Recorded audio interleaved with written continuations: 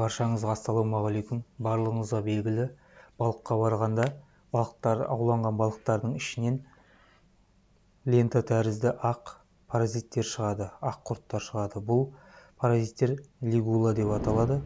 Бұлар негізінен тұқымдас балықтардың ішінде жиі кездеседі.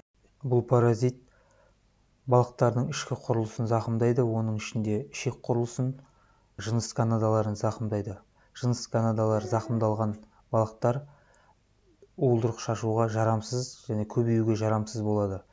Балықтардың ішінде бұл паразиттер ұзындығы ең ірілері 120 сантиметрге дейін өседі.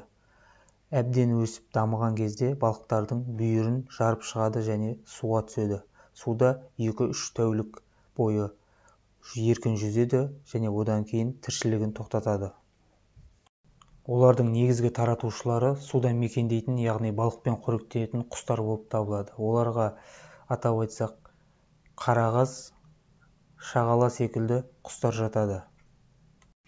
Паразиттің жұмыртқалары құстың саңғырауымен суға түседі. Суға түскен жұмыртқаларды судағы циклоп, диаптомус және дафния секілді көптеген ұсақ шаян тәрізділер қорек етеді.